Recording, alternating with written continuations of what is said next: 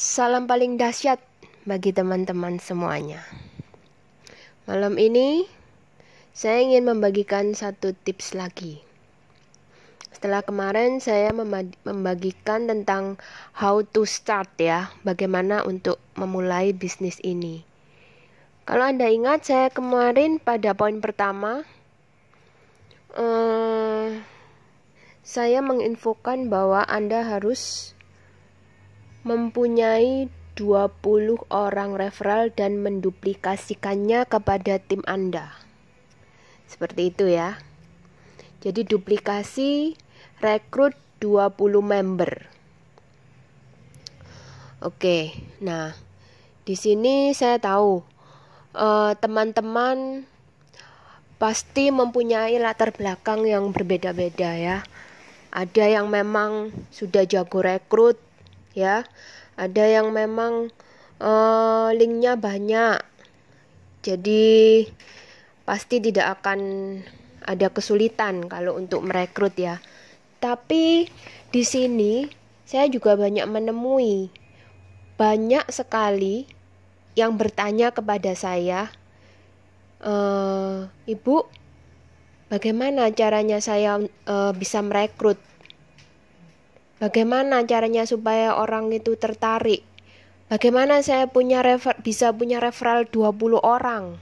Sedangkan satu orang aja susah sekali saya dapatkan. Nah, itu banyak loh yang seperti itu. Jadi gimana ya? Saya merasa materi yang akan saya berikan ini lumayan penting kalau menurut saya ya. Jadi karena gini loh teman-teman, Anda nggak bisa mematok bahwa orang-orang itu harus sama seperti Anda. Karena pada kenyataannya tidak semua sama seperti kita ya. Itu tidak semua. Jadi orang-orang yang Anda rekrut di bawah itu akan berbagai macam karakter, berbagai macam latar belakang, dari berbagai macam kemampuan dan lain sebagainya.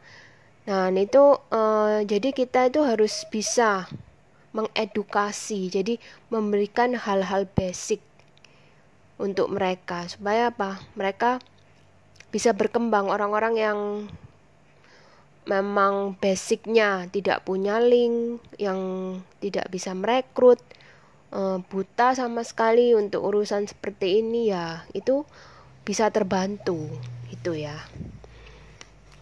Oke, saya ingin memberikan tips ya, apalagi kalau di zaman corona seperti ini kan kita susah ya mau ngadakan pertemuan, presentasi di luar. Itu saya rasa susah. Jadi mau tidak mau ya, kita harus memaksimalkan media sosial. Dalam hal ini kalau saya pribadi, saya memaksimalkan penggunaan Facebook pribadi saya gitu. Nah, jadi gini. Oke, yang awal, yang pertama sebelum kita memakai Facebook, tentunya kita punya keluarga ya. Kita mulai dari lingkar pengaruh yang paling dalam. Artinya orang-orang yang pengaruh yang terdekat dengan kita ya. Lingkar pengaruh terdalam seperti keluarga, teman baik. Nah, itu dulu yang kita dahulukan. Oke, kalau misalnya masih kurang baru kita masuk ke medsos ya. Tadi saya ngasih contoh Facebook ya. Nah, di Facebook ini yang pertama yang harus Anda lakukan adalah add pertemanan sebanyak-banyaknya ya. Jadi tambah daftar pertemanan Anda sebanyak-banyaknya gitu. Banyak yang sudah bilang, Bu, pertemanan saya sudah banyak. Berapa banyak? Sudah 1000. Nah, 1000 itu kalau menurut saya belum banyak, karena Facebook itu bisa menampung sekitar 5.000 ya, 5.000 orang. 1000 itu belum banyak ya, belum banyak. Dan 5.000 aja belum tentu 5.000 itu memperhatikan apa yang Anda share lah, apalagi cuma 1000. Jadi harus di-add sebanyak-banyaknya. Kemudian kalau Anda tanya, lah apa nge-add-nya apa ngawur? Apa siapa aja di-add? Jangan. Nanti percuma, itu nanti akan membuang-buang kuota. Jadi Anda harus add, Anda harus tambah pertemanan itu yang benar-benar efektif, yang benar-benar itu apa ya, targeting. Jadi sesuai target Anda ya. Kalau saya menganjurkan Anda add pertemanan itu dari usia sekitar ya 30 sampai 50 tahun lah. Itu usia-usia produktif ya. Usia-usia produktif ya, dimana biasanya kalau orang-orang usia segitu itu biasanya udah mulai bekerja kan ya. Jangan juga yang sudah terlalu tua, karena nanti Anda sendiri yang akan kerepotan untuk membinanya. Misalnya Anda nge-add usia 70 tahun. Waduh, Anda lo mau menjelaskan tentang VTube, kita aja kadang saya gaptek ya. Jadi saya di awal ini gaptek, terus jadi saya mempelajari tentang VTube ini pertama-tama ini bingung. Nah, apalagi Anda add orang yang sudah umur 70 tahun. Bayangkan gimana caranya Anda mau menjelaskan itu. Kan agak kerepotan. Jadi usia-usia produktif lah yang masih bisa menerima hal-hal baru dengan cepat ya. Ya 30 sampai usia 50 tahun ya. Kemudian saya kasih tips ya, kalau Anda ingin jaringan Anda ini bisa beranak pinak dengan cepat, Anda cari yang job mereka itu. Jadi mereka itu biasanya networker atau agen asuransi. Nah, itu kalau bisa mendapatkan yang seperti itu biasanya akan lebih cepat untuk berkembang, karena mereka punya link. Jadi nggak perlu diajari, mereka sudah punya link, sudah punya daftar network masing-masing kan. Nah, itu akan lebih cepat daripada Anda mencari yang ibu rumah tangga, yang masih harus cari teman kesini kesana kesini. Itu ya memang sih tidak menutup kemungkinan dari ibu rumah tangga itu bisa nyambungnya ke network juga. Cuma di sini kan kita kan lebih baik nggak usah gambling ya. Jadi Anda lebih baik cari yang networker. Itu kan banyak. Anda bisa ketik apapun itu, nanti akan keluar. Ya, misalnya Anda milih MLM apa gitu, ketik aja. Nanti Anda pilih, di-add aja semuanya. Itu ya. Jadi yang pilih yang seperti itu. Oke, kemudian Anda yang ketiga harus rajin promo ya. Jadi kalau sudah di-add terus Anda ndak promo ya sama aja. Rajin promo. Sehari itu minimal, ini minimal itu 5 kali ya. Sehari 5 kali promo. Terus perhatikan jam-jam yang ini ya, prime time-nya.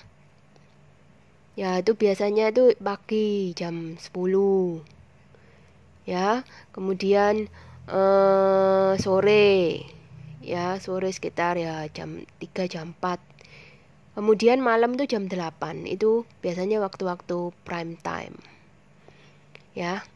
Oke, kemudian Anda harus memasang profil picture di Facebook Anda itu. Profil picture yang menarik ya. Jangan yang model alay, jangan yang model lagi apa ya, nggak jelas gitu. Jangan. Jadi supaya apa? Supaya terlihat itu Anda itu profesional ya. Terlihat profesional, terlihat bisa dipercaya. Terus terlihat bahwa Anda itu memang niat untuk bisnis, bukan cuma asal. Karena kan ini kan penting sekali ya. Ini karena mereka tidak mengenal Anda loh. Betul kan? Itu tidak mengenal. Jadi kalau misalnya Anda memasang foto-foto yang nggak jelas, kemudian apa ya, jadi itu membuat orang itu belum sudah ilfil. Nah, itu. Oke, kemudian status-status yang Anda share itu harus pakai cara copywriting yang menarik ya. Copywriting yang menarik itu misalnya seperti gini, apa ya? Misalnya Anda mau jual apa? Mau jual baju misalnya. Coba bedakan ya. Pertama saya tulis begini. Saya mau jual baju, harganya 35.000.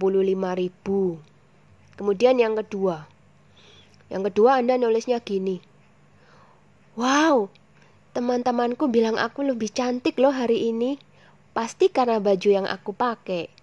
Nah, itu hasilnya akan beda. Padahal sama, barangnya sama. Barangnya sama, harganya juga sama.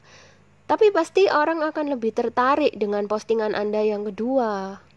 Nah, itu teknik copywriting. Gimana caranya supaya orang itu tertarik ya. Jadi itu seperti itu.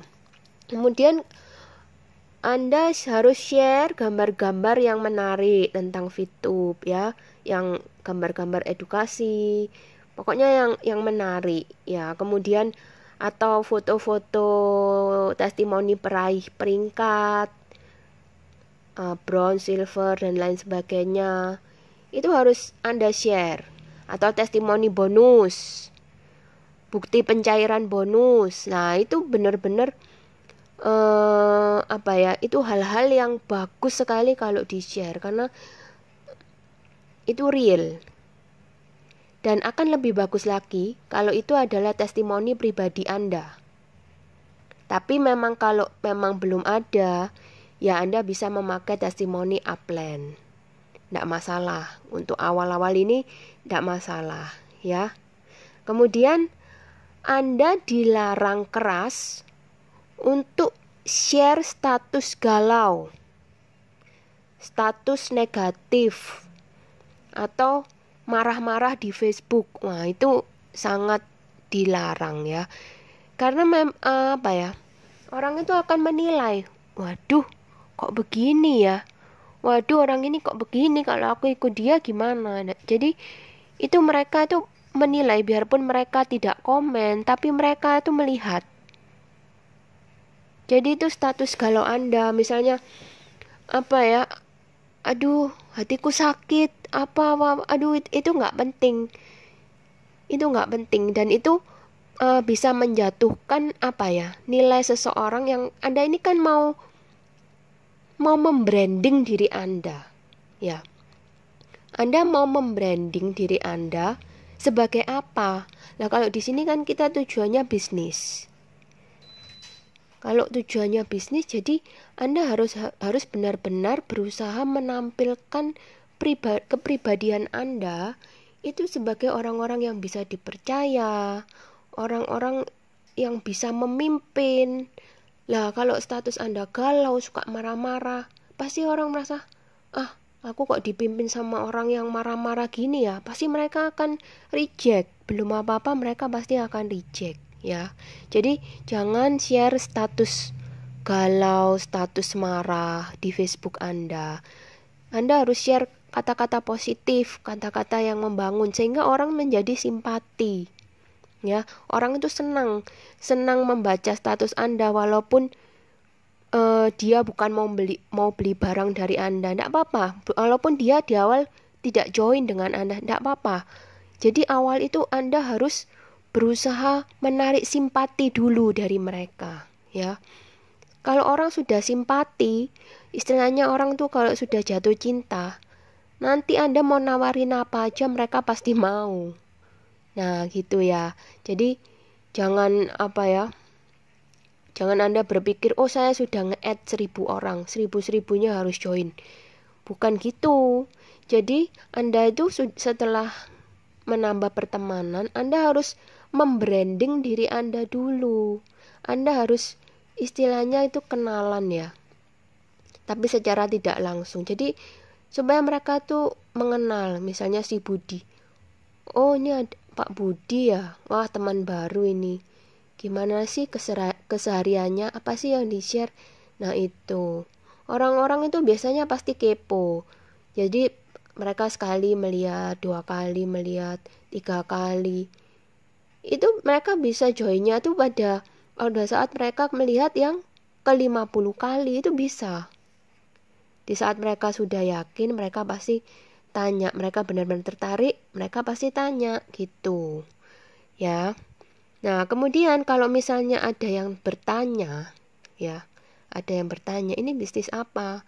Terus ada yang tanya, mau join dong, misalnya gitu ya. Terus langsung Anda kasih kontak WA Anda atau Anda inbox dia ya. Infokan WA Anda dan dijapri ya. Nah, setelah Anda japri, Anda langsung infokan bahwa ini adalah bisnis gratis, bisnis social advertising berbasis network, legalitas lengkap ya, potensi income miliaran, joinnya gratis. Langsung minta datanya. Jangan lama-lama. Jadi di awal itu Anda harus segera minta data ya. Kalau Anda sudah pegang data, ya sudah, mereka milik Anda, tidak akan kemana-mana, betul kan? Jadi yang di awal jangan lupa minta data dulu. Anda simpan dulu datanya. Baru nanti Anda bisa menjelaskan seperti apa. Anda bisa share marketing plan-nya, bisa share PowerPoint-nya, bisa. Kalau misalnya Anda tidak bisa menjelaskan, nah Anda harus arahkan mereka untuk ikut presentasi Zoom ya, Future Talk. Kan ini akan dilakukan setiap hari presentasi Zoom itu. Langsung arahkan aja ke sana. Sambil Anda belajar ya. Jadi jangan sampai nanti member Anda malah akhirnya lebih pintar dari Anda ya. Padahal kan Anda harusnya jadi leader, kan harus Anda yang harus bisa membina tim. Jadi seperti itu. Nah, kalau sudah saya kasih materi segini banyak, kalau belum bisa merekrut 20 orang aja itu kebangetan loh ya. Ini tadi itu sudah banyak loh, dari keluarga ya. Keluarga aja sudah berapa orang. Kemudian teman baik. Masa enggak punya teman sama sekali, kan enggak mungkin. Nah, yang ketiga tadi dari medsos. Pastilah 20 orang itu pasti bisa Anda dapat. Ya, saya jamin pasti bisa. Jadi seperti itu. Ini belum membahas hal-hal lainnya loh, baru bagaimana untuk mencari 20 orang member, belum bagaimana cara supaya 20 orang itu bisa berkembang, bisa multiplikasi. Belum loh ya, ini baru 20 member aja ya. Kalau dibahas di sini tapi nanti kepanjangan waktunya, itu harus ada sesi lain lagi. Jadi yang penting di sini sekarang kan Anda harus rekrut 20 orang member untuk mencapai peringkat apa? Bronze ya. Jadi caranya seperti itu, seperti yang saya tadi ajarkan. Oke. Malam ini cukup sekian dulu, nanti kita akan bahas hal-hal selanjutnya pada pertemuan berikutnya. Oke, selamat malam, sukses buat Anda semua. Go Diamond.